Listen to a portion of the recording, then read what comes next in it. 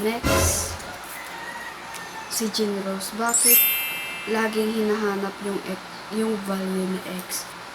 Marami pa rin ngayon ang hindi nakakahanap sa value ni X. Kung bakit naman kasi ang dami pa rin naghahanap sa value ni X. X na nga lang, diba? So, yun. So, siguro meron pa yung mga taong hindi pa nakukuntento kung bakit hinahanap yung value ni X, diba? May mga tanong pa rin siguro sila kung bakit ganun, kaya hindi pa rin sila kontento dun sa nahanap nilang value ni X. Yeah. So, marami pang value hanggat marami pang solution at marami pang mga situation, marami pang mga problem, equation na meron hanggat meron yung mga yan, meron pa rin value sa X. So, galing kay Ash. Bakit pato ang tawag sa'yo ng mga LHS or ng kabatch mo nung junior high? Hindi ko alam, wait lang. Nalaman kasi nilang sa pato ko pinaglihi. Ayan, so tawag na nila sa akin nun pato or pats. Ayan, next kay Rose. So, hi Rose. So, yung kaklase ko tanggalin niya magkilay. Ayan. Pero hindi siya yung nag-ahit ng kilay ko. Siya ba? O silay ko? Ewan ko, basta ganun. Silang dalawa lang naman kapag ayan. Kailangan ka nang magkakajowa. Kailangan ka nang magkajowa. So ganun. Kailangan na magkajowa. Ganun. Dapat na may jowa. Ganun. Ha. So bigyan mo ng jowa. Ganun. Charot. So wala pa siya. So on the way pa lang siguro na tracking. Parang ganun man. So galing kay Colleen. Kailan ka ulit lalaki? So, hindi ko alam. Siguro pag pumunta ako, ilalaki ulit ako. Parang nun, ang tangkad ko. Pero ngayon, ilumit ko kasi tumaba ako. Hikay kay Waltres. So, what is the best moment you've experienced while studying? Ba't kasi nag-English? Nakakabulol. What is the best moment you've experienced while still studying in QSU LHS? Siguro best moment lahat ng mga contest namin na obedience. Ayan, best moments lahat ng mga yun, lahat ng mga napanalunan namin. Grabe, ang galing namin obedience kasi nun. Well, hindi naman yung obedience lang, pero yung buong batch na yun, yung batch namin. Ang sasaya lahat ng mga experience, ang sasaya lahat ng mga bagong nangyayari sa amin. Ang saya kahit andyan na sinasabi kami yung worst, pero hindi. Worst kami, pero but on the other side, kami, sweet team kami. Lahat ng mga moments ng obedience, best yun sa akin. Doon na rin sa mga moments ko sa Manlayaw, nung meron pa lang ako dyan. Nung part pa lang ng Manlayaw, ayan. So, yun, shoutout ulit sa mga Manlayaw at sa mga obedience. Hi! Miss ko na kayo. So, kailan ulit ang next swimming natin? Alam ko, wala ako noon sa lahat ng mga swimming natin. Yun. So, galing kay Diana. Diana, ha? Hi, Diana. So, Diana, sumasagi ba sa isip mo na sana yung mga kaklase mo noon, mo na lang yung mga kaklase mo ngayon? Oo, madalas sumagi sa akin yan. Grabe. Sana doon na lang ako, doon na lang ako sa QSU ng grade 11. Lalo na pag namimiss mo sila, namimiss mo yung mga kaklase mo, namimiss mo yung environment, namimiss mo yung mga taong kakopyahan mo, tsare, hindi. Nung mga first 3 months ko lang, ayan. Grabe, nung talagang hindi pa ako talaga full na naka-adjust sa bago kong school. Ko nung first sem pa lang, sabi ko sa mga parents ko, lipat na ako ng second sem, tapusin ko lang yung second periodical exam, tapusin ko lang yun, tapos ililipat na ako. Punta pa rin, sumagi pa rin yun talaga sa isipan ko kasi parang hindi ko nakaya doon sa bago kong school, ganon. Pero they keep on going, keep on just go with the flow, ayan, keep on praying, ayan, nagawa ko, ayan. Next, kay Diana ulit. Anong pinaka nagbago sa'yo nung nasa QSU ka pa, ngayong nasa QG ka na, nakaalis ka na ba sa comfort zone mo? Yes, ang lagi ng pinagbago sa akin at nakaalis na nga ako sa aking comfort zone. Ayan, so as in, grabe yung adjustment ko doon. Kasi noon, pag tinatamad na akong gumawa ng assignment ko, lalo na pag math, yan, kumokopya na lang ako. Pero ngayon, lalo na dun sa accounting, syempre, pinaghihirapan ko na, mahirap yun. Ikaw ba naman? Syempre, yun, mahirap mag-analyze. Ayan, so, trying hard na rin ako magbasa, intindihin yung mga lessons namin. Ayan, lalo na yung mga math. Ayan, yung first periodical exam, hindi ko alam kung sino yung ko noon, kung makakapagkopya pa ba ako, makakapagtanong pa ba ako sa mga katabi ko, kung sino ba yung mga katabi ko, kung mabait ba yung mga katabi ko, na kung nagbibigay pa sila ng mga ng mga answers. So next, Dayan ulit. So nagsiselos ka ba kapag nakikita mo kami sa mga may day ganon na may iba na kaming mga kaibigan na feeling mo mas masaya kami gan? Oo. Na-feel ko rin yun. Na-feel ko yun noon. Pero syempre ngayon tanggap ko na, kasi syempre magkakalayo na tayo. Syempre may mga bago na talaga tayong kaibigan. Syempre may mga bago tayong kaklase. Syempre may mga bago na rin tayong kaibigan. Pero noon, lalo na yung mga una ko nakikita, may day nyo yung ang sasaya, ang gaganda ng mga ngiti nyo sa mga bago ninyong friends. Ayan.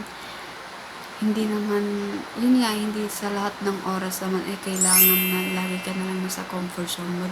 So, dapat ka rin umalis para syempre matutunan mo rin yung mga matutunan mo rin na may mga kaya ka pa palang gawin, na hindi lang yon yung mga bagay na yun, kundi marami ka pa palang kayang gawin.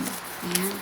So, next, kay Naslim. Ito na naman tayo sa English. Ano ba yan? Do you hope to get famous someday? Well, syempre sumasagi rin sa isipan ko na gusto kong maging sikat, gusto kong maging famous. Ayan. Pero, syempre, hindi naman tayo parang boom. Yung isang upload mo lang, isang post mo lang sa Facebook mo, sa IG mo, ayan, ang dami mo ng likers, ang dami mo ng mga fans, ang dami ng makakakilala sa'yo. Syempre, step by step tayo dyan.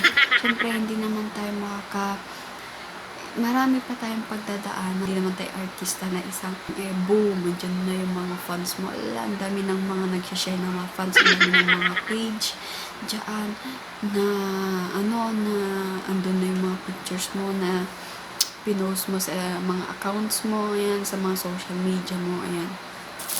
So, oo, sumagi rin sa isipan ko na gusto ko maging famous. Yeah. So, ulit, kay Diana ulit to. So, yung mga attitude namin na magaganda sa powerful, dapat alam mo lahat. Kahit sa mga powerful dyan, miss ko na kayo sana after na itong GCQ na to. Kita-kita tayo na kahit mag-milk tea lang naman tayo. Uy, fishbowl lang, ganun, di ba? Lagi naman tayong fishbowl nun, masaya na tayo. Ang generous nyo, mapagbigay, mapagbigay, mabait, masunurin, charot. Hindi, masunurin kayo. Oo, alam ko masunurin kayo sa mga magulang ninyo. Mabait. Uy, masipag tayo maglinis, di ba? Tayo yung mga masipag utosan kasi masipag tayo. Kasi tayo yung mga ayaw umuwi, di ba? Tatambay tayo pero dun lang sa Eco Park. Pero kapag gusto natin, dun lang tayo sa room. Dun lang tayo talaga sa room hanggang alas 5 tayo dun kahit vacant na natin. Ayan. Kasi diba ayaw natin umuwi kay Kikay palagi. So, naalala mo ba to? Paki-explain. So, yung picture na yan, actually, hindi ko na yan matandaan kung bakit ako may picture na ganyan. Kaming dalawa ni Ashley. Ba't kami may picture na ganyan? Pero naalala ko na sa LRC, sa Jaayan nun, yan, nagpractice ata tayo dyan. Diba, short hair pa lang ako dyan. Ngayon ko lang yan nakita, alam mo, nagawin nyo ng issue yan. Tagal-tagal na yun. Isang taon na yun, gawin nyo pang issue yan. Wag na. Tagal na nun. So, kay Dayan ulit. So, si Diana po talaga maraming questions dito. Ayan, hindi lang po halata, pero si Diana po talaga. ano naman yung mga ayaw mong ugali namin nung magkakasama pa. Ang ayaw ko sa inyo yung nag-iingay ako tapos wala man na nakikinig sa akin. Yung puro ay nag-cellphone. Ayan, lalo na yung puro kay K-drama noon. Yung puro kay nanonood ng mga K-drama. Gusto ko lang yung mga hindi nanonood. Tapos kapag may sasabihin ako sa inyo, hindi na kayo nakikinig sa akin. Mga nakakainis kayo nun. Alam niyo yun? Charot. Hindi, pero, di ba, alam niyo naman na gano'n talaga ako yung gano'n talaga na prangka talaga akong tao. Yung talagang sabihin ko talaga kung ano talaga yung sa loobin ko, di ba? So, ayun. Galing to kay Kuya Albert. So, what's your favorites? Ba't kasi kayo nag-i-English? Pwede mag-Tagalog, di ba? Diba, Pilipino tayo, mag-Tagalog tayo. What was your favorite game as a child? So, favorite game ko na yung Shopong, yung kahoy, yung babatirin, yung papaluin mo ganun, tapos yung gagawin. Basta yung gano'n yung Shopong. So, favorite food. Galing yan kay Anila. So, favorite food ko, ewan ko, basta kapag may masarap na pagkain, yun. Hindi, parang favorite ko lahat ang masarap na pagkain. Para sa akin, ay yung masarap para sa akin. Favorite ko siguro, fries. Kung hindi fries, tapioca, pagkain yun. Ito lang naman tayo sa English, diba? Pero English. If you would be given a chance to change anything, what would it be as in anything? So, galing kay Ezzy. Hi, Ezzy. Siguro yung nalaman ng crush ko siya. Hindi, siguro yung mga times na hindi ko na ipakita yung best ko. Yung mga panahon na kaya ko palang gawin yung mga bagay na yun pero hindi ko nagawa. So, galing ulit kay Diana. Diana, hi. Ayan, napunit, Diana. Sorry. Miss mo na ba akong katsikahan? Oo naman. Siyempre, miss na miss kita, diba? Ang ingay-ingay din kayo natin. Yung alam mo yung titiginan pa lang tayo, mag-a-appear na tayo, tapos tumatakang na tayo, diba? So, Diana, so, yun. So, galing to kay Princess Joy. Ilan na timbang mo? So, as of now, ang timbang ko, 46. Yan.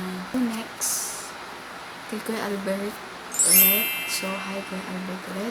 Naboring ka ba ngayong quarantine? Well, minsan lang naboboring talaga ako pag ganun. Yung ang papangit ng mga panon sa TV, ganun, grabe. So, yun, galing kay John Paul ito. So, ito yung nagkahabol ng question. Pag ba ex ng kaibigan mo, hindi mo na pwedeng jowain? Daming ganun. Sabi nila, ex na nga lang ng barkada mo. Gagawin mo pang girlfriend. Parang ganun. Pag-usapan nyo kung okay lang. Kasi, di ba, hindi naman lahat ng mga magkakaibigan kahit sabihin yung close kayo. Pero pagdating sa mga ganyang bagay, syempre may mga awkwardness pa rin mga mangyayari. So, galing kay Diana. Diana, ano yung pinaka-pinagsisisihan mo nung grade 10 or nung nasa QSU ka pa? Wala. Siguro yung natalo tayo sa mga contest na Siyempre, natalo tayo, diba? So, pinagsisisihan ko yun. So, next. So, galing kay Ate Marian. So, hi Ate Marian. So, ilang taon ka na? Joke. So, 17 na ako. So, turning 18 sa February 18. Ayan. So, next. Galing ulit to kay Rose. Kay Rose Angeline. Hi ulit. Kamusta ng pag-EML mo? Happy ka pa rin ba? So, anong pinakamahalagang gawin para mapagsabay ang aral? Sabay mo ang job tsaka pag-aaral. Siyempre, time management, di ba? Napag-aralan natin yan sa marketing. Sa marketing, di ba? Time management dapat talagang kailangan kung ano talaga yung mag-set ka ng goals mo. Kung ano. So, yun, ginagawa ko pa rin naman yan hanggang ngayon. So, next, galing kay Azumi. English ulit. What is your most embarrassing moment in public places? So, di ba, nasagot ko na yan. Pero, sasagutin ko. May isa pa kasi yung most embarrassing moment PE namin na uniform sa school. Ayan, nagpa-zumba kami. In-announce ng principal na kami yung maglilid ng zumba. Ayan, so tala-tala yan. Ayan. So alam yan ng mga kaklase ko. Doon na kami sa ano noon, sa flagpole. Ayan, sa ang taas ng flagpole namin. Parang stage ba, ganun. Pre, ginagaya-gaya na kami, ganyan. So, nandun na natapos yung chorus, yung second verse, na stop yung music. Tapos sabi ng isang teacher na meron daw siyang kinoryo. Meron daw siyang kinoryo na gano'n, na tala, na dance exercise. So, syempre, wala mong magagawa. Bumaba na lang kami doon. Ayan, so, grabe lahat kami, pinagtitiginan kami. So, parang that time, gusto ko na muna magtago, ganyan. Tapos, ayaw ko muna magpakita sa crowd na kaya mo. So, madali lang na may ma-step kami nun. Pero, syempre, teacher siya, wala pa rin kami magagawa. So, next. Galing kay Jane. So, hi, Jane. So, tumangkad ka na ba? Well, hindi ko alam. Hindi ko alam kung tumangkad na ako. Pero sana naman tumangkad na ako, diba? Para naman may, silbi ito nandito lang sa bahay, diba? So, what's your channel going to be about? Ba't kung Muslim na to, nag-transfer ka lang ng school, puro English ka na? Charot. Hindi. So, siguro entertainment. Ayan. Siyempre, mga entertainment, siguro may mga travel din, may ibang mga cooking din. Ayan. Pero, siyempre, entertainment talaga yung content. Ayan. So, last na po ito kasi po magiging mahaba po na naman ito. Magiging siguro 20 minutes na naman po ito. Ayan. So, parang nung last naging 18 minutes siya. Ayan. So, umaasa ako na sana ngayon hindi na po siya magiging 18 minutes. So, last na po ito. So, galing kay Abigail. Hi, Abigail. Ba't mo naisipan mag-vlog? So, naisipan ko mag-vlog kasi wala. Gusto ko lang mag-upload ng mga videos. Yan. Gusto ko mag-edit, ganyan. Kasi nga, syempre, walang masyadong ginagawa ngayon. Kaya, yun. So, guys, sana nasiyahan kayo sa ginawa natin part 2 na to. So, as you can see, marami pa rin po yung mga hindi nabubunot. Ayan. Marami pa rin yung mga hindi natatawag na mga pangalan o hindi nabubunot ng mga pangalan. So, sana, syempre, alam niyo na, may part 3 na naman to. So, kung dati ka na sa aking channel, so like mo na to and share mo na para kung gusto mo ma-shoutout, di-share mo na to. And kung bago ka pa lang, so subscribe na for more videos. Ayan, so see you on the next video. Bye!